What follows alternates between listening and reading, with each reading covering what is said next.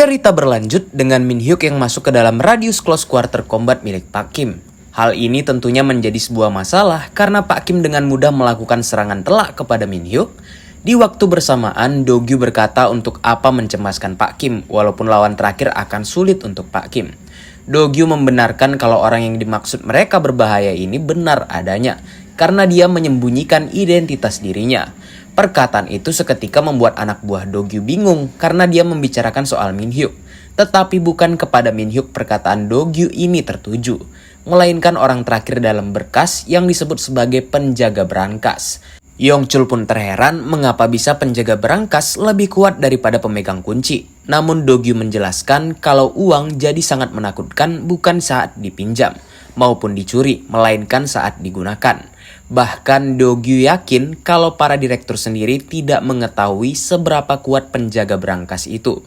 Kini terlihat Pak Kim yang telah berhasil membuat Min Hyuk babak belur dan berniat untuk mengambil kode OTP keempat. Jadi kode OTP keempat ini berada di dalam kunci mobil sehingga semua kode sekarang telah didapatkan oleh Pak Kim. Namun tak diduga muncul Sehwan mendatangi lokasi karena menerima kode merah yang ternyata sudah berakhir. Melihat Sehwan, Pak Kim pun menyadari kalau bocah itu pernah ditemuinya waktu di gudang saat menyelamatkan Bu Lee. Begitu pula Sehwan yang ingat kalau dia sempat memberikan kartu nama ke Pak Kim. Di tengah-tengah mereka yang sedang berbincang, tiba-tiba Min Hyuk terbangun dari pingsannya untuk menyerang Pak Kim lagi agar bisa mendapatkan kembali kode OTP miliknya. Tapi tak diduga Sehwan malah melukai Min Hyuk dengan pisau kerambitnya. Di situ Sehwan menjelaskan kalau peran Min Hyuk cukup sampai di sini karena Sehwan tak menyangka kalau semua kode OTP 4 direktur berhasil diambil. Dengan kata lain, keempat direktur itu tidaklah layak. Setelah Min Hyuk dibereskan, Sehwan langsung mengajak Pak Kim pergi ke tempat berangkas Gold Door yang terdapat di sebuah gedung mewah. Setelah tiba di lokasi berangkas, Sehwan tersenyum dan menyuruh Pak Kim membuka sendiri berangkas yang diinginkannya itu. Dan setelah berangkas berukuran besar itu terbuka, Pak Kim hanya mendapatkan satu buah telepon genggam di sana. Jadi di dalam ponsel tersebut terdapat semua rekening koin perusahaan Gold Door yang bisa dibuka menggunakan kode OTP yang telah direbut oleh Pak Kim. Setelah melakukan proses pembukaan menggunakan kode OTP, maka jumlah yang akan didapat oleh Pak Kim sebesar 100 miliar. Sehwan pun memberikan selamat kepada Pak Kim yang dia yakini bisa hidup mewah setelah ini. Namun Sehwan memberikan sebuah catatan kalau itu semua berlaku jikalau Pak Kim bisa membawanya dari Sehwan. Sedangkan di kantor Baekho, tepatnya pada papan nama Do Gyu, tertancap sebuah kartu nama yang merusaknya. Di sini Do Gyu dan Yong Cheol terheran padahal tadi mereka yakin sudah menutup pintu. Jadi mereka mengira kalau mereka ini telah mengusik orang-orang yang merepotkan. Setelah terdiam beberapa detik, Do Gyu memerintahkan Yong Cheol untuk memberitahu Pak Kim agar menyelesaikan misinya dengan benar.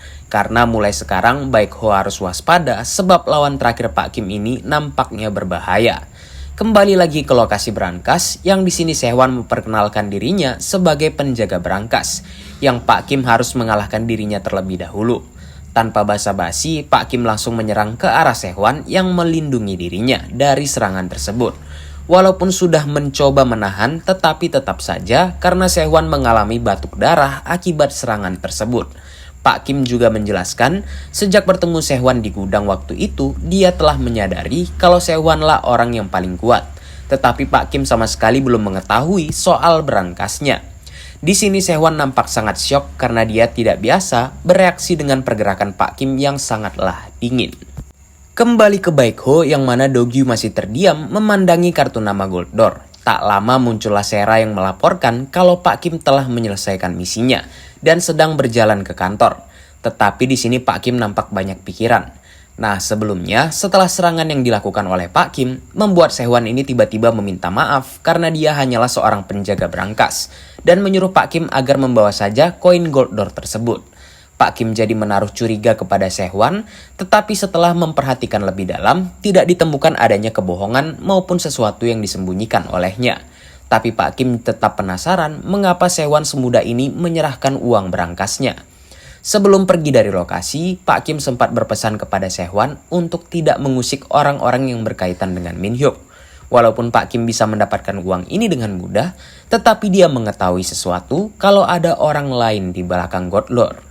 Kini tibalah Pak Kim di kantor Baekho dengan satu kabar buruk kepada Do-gyu. Nah, kabar buruk yang dimaksud adalah Do-gyu bukan mendapat 100 miliar, melainkan hanya setengahnya. Mengetahui Do-gyu akan kesal membuat Deputi Choi jadi keringat dingin, bahkan Do-gyu sampai melempar papan namanya ke arah Choi saking kesalnya karena uang tersebut berkurang. Jadi mengapa uang tersebut bisa berkurang? Dikarenakan Deputi Choi menggunakan 100 miliar tersebut untuk bertaruh dengan dalil ingin menang 2% agar menjadi 200 miliar. Walaupun Yong Cheol sempat memberikan nasihat, tetapi Choi masih keras kepala sehingga di waktu dia lengah, grafik saham itu menurun tanpa dia sadari. Pada akhirnya, Deputi Choi hanya bisa meminta maaf ke Do-gyu atas kesalahan investasi yang ia perbuat. Tapi di sini Pak Kim melindunginya dengan berkata kalau koin itu merupakan tanggung jawab Pak Kim yang sempat menyuruh Deputi Choi membantu karena tidak paham soal koin. Walaupun nampak masih kesal, Do-gyu menerima akan penjelasan itu karena uang memang sering menggelapkan mata. Lalu Do-gyu mulai menghitung dengan kalkulator soal bonus anak Pak Kim sebesar 5%. Jadi Pak Kim mendapatkan 3,5 miliar. Tetapi tidak sampai di situ karena Do-gyu kembali memotong biaya pencucian uang sehingga Pak Kim hanya mendapatkan 2,27 miliar saja. Walaupun bosnya ini kikir sekali, Pak Kim nampak tidak mempedulikannya dan sebelum pergi, dia berpesan kepada Deputi Choi untuk tidak usah merasa bersalah karena semua orang pernah berbuat kesalahan. Di saat Pak Kim berjalan pulang dari kantor, terdengar suara Deputi Choi yang memanggilnya untuk mengajak abo-aboan malam ini. Tetapi Pak Kim menolak karena ada tempat yang harus dia kunjungi terlebih dahulu, membuat Choi menduga kalau Pak Kim ingin menemui si kakak ipar. Dugaan itu mungkin benar adanya karena Pak Kim pergi menemui Bu Lee yang nampak khawatir menanyakan keadaan dari Pak Kim. Bahkan Bu Lee ini nampak sangatlah perhatian ketika melihat lengan Pak Kim yang terluka. Sedangkan Pak Nam yang ada di sana terdiam galau karena walaupun tampan dirinya masih saja jomblo. Tiba-tiba Jin Cheol hadir di sana, di mana Pak Nam memberikan laporan soal Sehwan yang ditemuinya di lift, merupakan orang yang berbahaya, tetapi curiga kalau Sehwan memiliki motif lain. Dan Jin Cheol nampak tahu apa itu perusahaan Gold Door. Kondisi yang sama juga terjadi pada Do-gyu yang akhirnya tahu kalau dia telah mengusik sesuatu yang sangat besar. Karena di balik kartu nama tersebut terdapat logo Gumun yang dikenal sebagai perusahaan industri pertahanan. Kemudian di sebuah barbershop, nampak pria tua yang tengah memotong rambutnya. Dan di sini dia didatangi oleh Sehwan yang menyebutnya sebagai Pak Presdir. Jadi Presdir telah mengetahui bahwa tim koin Gold Door telah hancur. Dan ternyata dia menyuruh Sehwan untuk menilai Pak Kim dari tenaga kerja Baekho yang disebut Sehwan sebagai jenius. Jadi walaupun kehilangan 100 miliar, Presdir ini menganggapnya dengan sebuah investasi. Diketahui, Presdir industri pertahanan ini bernama Nam Wo-chul. Uniknya di sini juga ada dirjen gendut yang disiksa mereka. Mungkin kalian masih ingat karena dia pernah berhadapan langsung dengan Pak Kim, Om Jin Cheol beserta Hansu. Guk Cheol mengutuk keras Wo-chul yang dianggapnya telah menghancurkan negara. Tetapi di sini Wo-chul telah mengetahui kalau Departemen Intelijen telah menyelidikinya yang menjalankan bisnis berkaitan dengan tentara. Sesaat ingin memotong salah satu lengan Guk Cheol, dia mengingatkan suatu perkataan, yaitu orang yang punya uang tidak bersalah, sedangkan orang yang tak punya uang itu bersalah. Jadi dia akan menunjukkan betapa busuknya negara kepada Guk Cheol. Sebelumnya, di ruang penyadapan dan pengawasan milik Badan Intelijen, ada Guk Cheol bersama anak buahnya yang sudah menyadap seseorang selama seminggu, tapi tidak mendapatkan hasil apapun. Karena target mereka setiap hari hanya bermain golf, tetapi Guk Cheol masih yakin kalau target mereka ini menyembunyikan sesuatu dan bersikeras mencari celahnya. Target mereka merupakan para tentara yang tengah bermain golf di daerah Paju. Diketahui mereka ini adalah tentara rahasia organisasi pribadi dengan julukan Mugung Hwa. Namun bukan hanya mereka saja, melainkan ada Presdir Wo-chul yang ikut bermain golf. Di saat suara Wo-chul mulai terdengar, Guk Cheol langsung menyuruh bawahannya untuk mulai merekam. Salah satu kadif tentara mendekati Wo-chul karena dia datang jauh-jauh untuk membicarakan rencana sebelumnya dengan Wo-chul.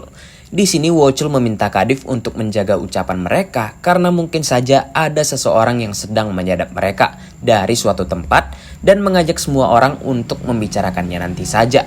Sayangnya saat ini ada satu tikus yang mendengarkan kita, ucap Wo-chul. kepada para tentara yang terkejut dan penasaran siapa orang yang menyadap mereka. Dengan lantang Wocul berkata orang itu adalah Guk Cheol dari Departemen Intelijen, yang seketika membuat semua orang di ruang penyadapan terkejut bagaimana bisa Wocul mengetahui akan hal tersebut. Wocul dengan tegas mengajak Guk Cheol untuk bertemu sebagai sesama orang yang berkorban untuk negara, dan mengirimkan alamat pertemuan bersamaan dengan mesin printer yang mengeluarkan sebuah kertas. Tentunya tantangan itu membuat adrenalin Guk Cheol melonjak dan berniat mendatangi sang presdir. Sedangkan di rumah Pak Kim, Minji sangat sumringah mendengar ayahnya akan libur sementara sebab Komandan Do-gyu dinas ke luar negeri. Minji sempat menanyakan soal ayahnya yang belakangan sering pergi keluar, menduga kalau si ayah bertemu dengan Bu Lee, di mana Minji terus menanyakan soal Bu Lee kepadanya. Selanjutnya berpindah ke sebuah restoran, terlihat Om Jin Cheol yang meledek Pak Kim karena yakin kalau Pak Kim pergi ke restoran ini bersama Bu Lee.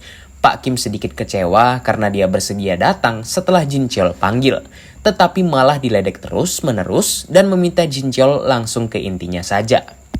Tanpa basa-basi lagi, Jin Cheol tiba-tiba meminta Pak Kim bergabung dengan Ares untuk melakukan suatu pekerjaan bersama, sebab ada satu misi besar yang masuk.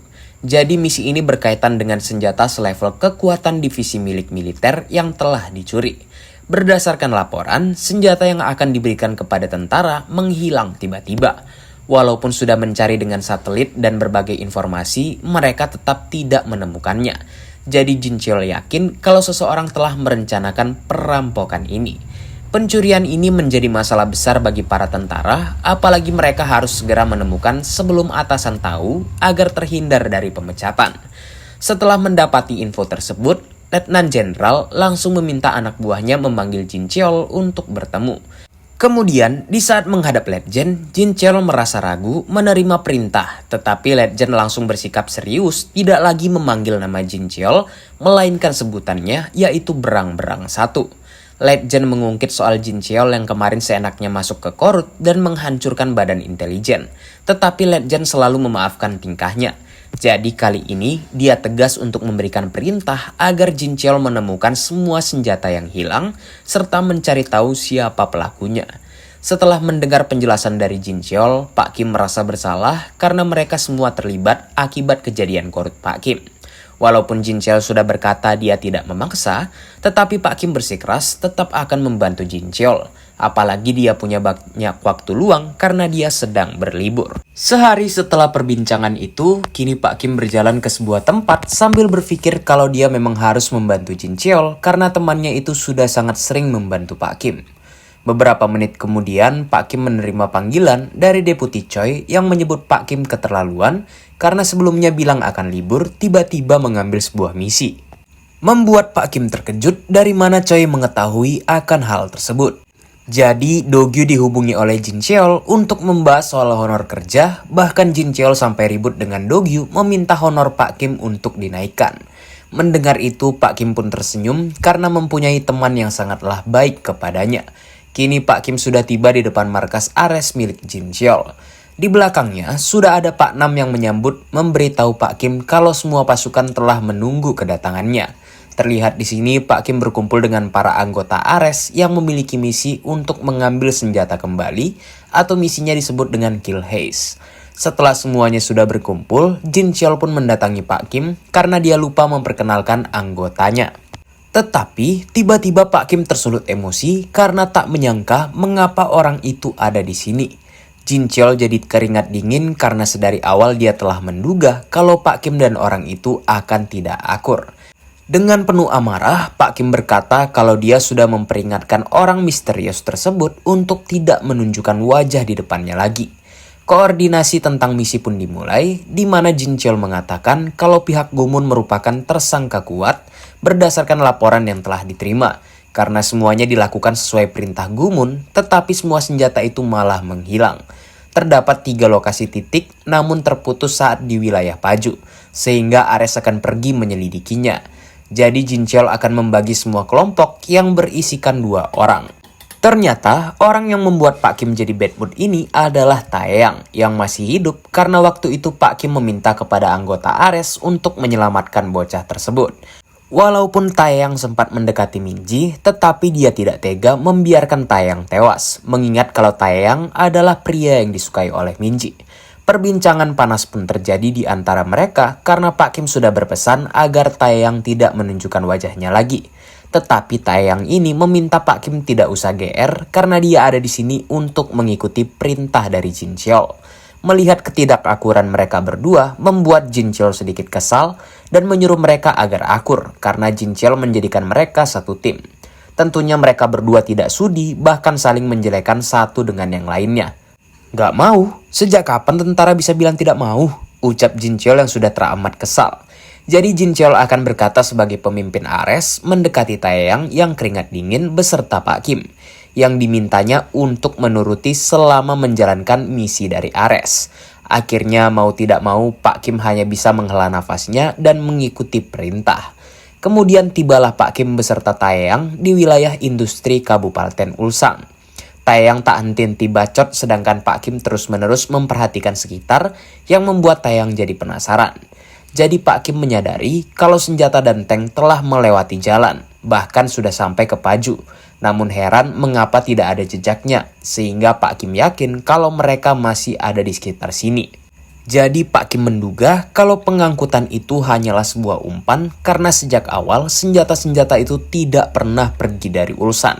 Begitu pula dengan Albert yang berhasil memulihkan CCTV yang telah dihapus untuk memastikan truk pengangkut tank yang telah dikamuflase. Bersamaan dengan si nenek yang memberitahu kalau truk pengangkut tank telah dimusnahkan karena melihat langsung dari tempat pembuangan mobil. Didapatlah informasi kalau truk itu kosong karena dikamuflase seolah-olah membawa sebuah tank. Jadi mereka berdua yakin kalau tanknya masih berada di sekitar Ulsan. Penyelidikan pun dimulai dengan didapatkannya jejak tank yang lewat walaupun sudah berusaha dihapus. Dan setelah jejaknya diikuti, mereka mendapatkan sebuah rumah warga yang nampak sangat usang. Berdasarkan pengalaman Pak Kim, melalui rumah warga seperti ini, dia akan bisa mendapatkan bukti dari para saksi. Ketika pintu rumah terbuka, muncul seorang kakek tua yang langsung ditanyai Pak Kim terkait sebuah tank yang mungkin saja dilihat oleh si kakek. Tanpa disadari oleh Pak Kim dan Taeyang, rumah itu telah diisi oleh beberapa pasukan khusus yang bersiaga. Si kakek nampak gemetaran, berbohong kalau dia tidak melihat adanya tank sama sekali. Tetapi Pak Kim yang mengetahui kalau si kakek ini sedang berbohong, mencoba untuk meminta segelas air sebelum pergi. Nah, tanpa basa-basi lagi, Pak Kim langsung melempar si kakek kepada Taeyang yang seketika membuat situasi tegang karena pasukan khusus mulai berkeluaran untuk menghabisi Pak Kim. Salah seorang pasukan tangannya langsung dijepit oleh Pak Kim dengan pintu karena membawa senjata api. Kemudian Pak Kim menghancurkan pintu rumah yang membuat semua orang di dalam jadi terkejut. Taeyang juga tidak tinggal diam karena dia menembak dua kepala pasukan khusus di sana. Tindakan tersebut membuat Pak Kim kesal karena mereka harus membiarkan satu atau dua orang tetap hidup sehingga bisa menggali informasi. Tanpa sadar di saat berbicara sudah ada seorang pria berbadan besar yang berdiri di sebelah Pak Kim untuk menanyakan asalnya. Kini mereka semua keluar dari persembunyiannya untuk berbincang dengan Pak Kim yang menyadari kalau mereka lebih banyak dari dugaan. Kini Pak Kim mengambil sebuah pistol di dekatnya bersamaan dengan Taeyang yang mencemooh kalau Pak Kim harusnya bisa menyisakan semua orang dengan satu pistol. Karena Pak Kim merupakan teman dari ketua Ares. Bahkan Taeyang juga mendengar kalau Pak Kim memiliki sebuah kemampuan tersembunyi yaitu close quarter combat. Jadi dulu saat Pak Kim masih aktif di Baik Dusan, Kadif meminta tolong agar Pak Kim mengajarkan kemampuannya kepada anggota lain untuk meningkatkan kemampuan. Namun Pak Kim sudah menjelaskan berkali-kali kalau itu bukanlah sesuatu yang bisa dipelajari. Karena close quarter combat adalah teknik untuk membunuh musuh dengan memanfaatkan semua bela diri beserta semua hal yang bisa dijadikan senjata. Jadi close quarter combat tergantung pada persepsi pemakainya. Nah, sambil memegangi pistol, Pak Kim berkata kalau dia sudah lama tak menggunakannya karena berharap tidak mengeluarkan teknik itu di zaman yang damai. Nah, teknik ini dinamai malam rembulan, yaitu Shikishi yang diantisipasi untuk keadaan darurat dan membunuh dengan pistol. Dijelaskan soal close quarter combat yang merupakan sistem pertempuran jarak dekat dengan musuh dalam radius 30 meter. di mana teknik ini dibuat berdasarkan pengalaman Pak Kim, yaitu Shikishima malam rembulan. Jadi di sini Pak Kim melakukan close quarter combat kepada para pasukan, mengubah pistol menjadi senapan laras panjang yang telah dirampasnya. Teknik gila ini berhasil membuat pasukan itu kewalahan dikarenakan Pak Kim sedari awal sudah mengetahui topografi dari tempat tersebut. Sehingga kini semua pasukan habis terbantai, menyisahkan satu orang lagi yang sudah ketakutan setengah mati. Ditambah Pak Kim berjalan ke tempat persembunyiannya untuk menembakkan pistol yang tepat mengenai di sebelah kepalanya. Setelah semua pasukan terbantai, masuklah Taeyang bersama kakek tua tadi. Jadi Taeyang sengaja membiarkan satu orang hidup sesuai perintah Pak Kim sebelumnya, agar dia bisa disiksa untuk mencari informasi. Namun kata menyiksa itu membuat Pak Kim menyebut pengalaman Taeyang masihlah rendah sebab para bajinggur itu tidak akan membuka mulut mereka. Terbukti anggota yang masih hidup ingin mengakhiri hidupnya karena tidak mau memberikan informasi apapun kepada mereka. Hal itu membuat Taeyang dan si kakek jadi sangat syok karena pasukan khusus ini sangatlah setia. Kini Pak Kim menanyakan apa yang akan dilakukan oleh Taeyang setelah sebelumnya terlihat sangat percaya diri dan ingin melihat kemampuan Taeyang sebagai anak baru Ares. Di sebuah gudang tempat senjata disembunyikan, terdapat beberapa orang yang nampak gelisah karena tim A yang pergi ke rumah warga tidak dapat dihubungi. Seperti tim A sedang bertempur ataupun sudah gugur. Seorang pria yang merupakan wakil ketua tim berkata untuk tidak mengkhawatirkan karena mereka adalah tim Agumon yang tidak akan pernah membocorkan informasi. Jadi mereka tinggal menunggu orang yang mengincar datang kepada mereka. Bukan hanya wakil ketua saja, melainkan ada juga ketua tim yang menyuruh anak buahnya tidak usah banyak bicara dan cukup mengamati sekitar. Mengingatkan perintah Presdir agar barang yang sudah dicuri tidak dirampas kembali. Ketua tim ini bernama Jung Boram. Boram juga memberitahu kalau Gold Door yang dikelola ketua tim Sehwan telah dikalahkan oleh seseorang. Meskipun sang Presdir tidak marah, Boram tetap tidak menyukai karena menganggap Sehwan tidak becus bisa-bisanya merugikan si Presdir. Di tengah mereka yang sedang berbincang, ternyata dari tadi Pak Kim beserta Taeyang sudah berada di sana. Dan Taeyang nampak melamun mengingat perkataan Pak Kim sebelumnya yang menyuruh Taeyang memikirkan apa alasan pasukan khusus berjaga di sekitar. Taeyang yakin kalau mereka adalah semacam pasukan khusus perbatasan seperti di Beolbawi. Mereka menempatkan banyak pasukan di daerah perbatasannya. Intinya, Taeyang menduga kalau ruang bawah tanah ditempatkan para musuh untuk menyembunyikan persenjataan yang telah dicuri. Mendengar penjelasan dari Taeyang membuat Pak Kim berkata tidak buruk, tetapi bukannya memuji Taeyang, melainkan penilaian Jin Cheol kepada seseorang. Kini mereka sedang memantau para pasukan yang berjaga, tetapi melihat mereka dalam jumlah yang banyak membuat Taeyang penasaran apakah rencana musuh ingin melakukan pemberontakan. Di saat masih bertanya-tanya tentang rasa penasarannya, Pak Kim malah mendorong Taeyang terjun ke bawah. Yang tindakan itu membuat para pasukan Boram pun jadi keheranan, beserta Taeyang yang keheranan mengapa Pak Kim melakukan hal tersebut kepadanya. Sebelum menjalankan misi, Jin Cheol mempunyai permintaan kepada Pak Kim. Walaupun kemampuan dan nalar bertarung Taeyang sangatlah bagus, tetapi sifatnya sangatlah kurang ajar. Sehingga Jin Cheol meminta bantuan Pak Kim agar mendisiplinkan bocah tersebut. Kini hanya raut wajah kesal yang diperlihatkan Taeyang kepada Pak Kim. Tetapi Pak Kim berkata dalam hatinya, perlakuan yang diberikannya bukanlah karena dendam, tetapi ingin mengabulkan permintaan dari Jin Cheol. Walaupun begitu, perasaan Pak Kim sedikit lega. Setelah memenuhi permintaan dari Jin Cheol, kini Pak Kim akan bergerak seperti saat masih aktif, di mana dia mengerjakan misinya sendiri dengan sangat cepat. Kemudian dijelaskan masa lalu dari Taeyang yang berhasil menghabisi semua angkatannya sendirian.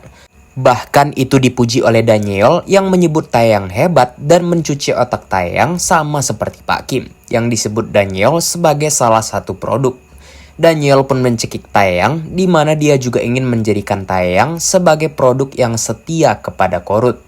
Kemunculan Taeyang secara tiba-tiba membuat para musuh menjadi waspada menanyakan dari mana asal Taeyang. Dengan cepat Taeyang melakukan serangan kepada para musuh sambil mengingat kalau dirinya dari dulu memanglah sebuah produk yang disuntikan rasa kesetiaan dan pada akhirnya akan dibuang setelah digunakan. Jadi Ares pun akan melakukan hal yang sama kepada Taeyang, pikirnya. Setelah menghajar para musuh, kini muncul Boram yang langsung menghantam Taeyang dengan keras sampai terlempar. Setelah terlempar, Taeyang langsung disambut lagi oleh pukulan Boram yang ditahannya. Sambil tersenyum, Boram memberitahu kalau dia tidak akan langsung membunuh Taeyang, melainkan dia akan mengorek informasi terlebih dahulu karena itu adalah keahliannya. Diibaratkan anjing yang setia, Boram melakukan hal itu sebagai tanda jasa yang diberikannya kepada Presiden Dirwolchul. Tapi Taeyang tidak tinggal diam dan melawan dengan sebuah bayonet yang digenggamnya. Melihat pergerakan bayonet Taeyang yang tidak biasa, membuat Boram penasaran dari pasukan khusus mana Taeyang berasal. Bahkan Taeyang terkejut setelah melihat Boram dengan mudahnya menghancurkan bayonet tersebut. Di sini rasa takut Taeyang muncul karena jika dia kalah, apakah nasibnya akan sama layaknya di tangan Daniel dulu. Kemudian di saat bertemu dengan Jin Cheol, bahkan dia sendiri tidak mengetahui siapa namanya karena dia diberikan nama Jung Taeyang untuk ditugaskan menyerang ke selatan.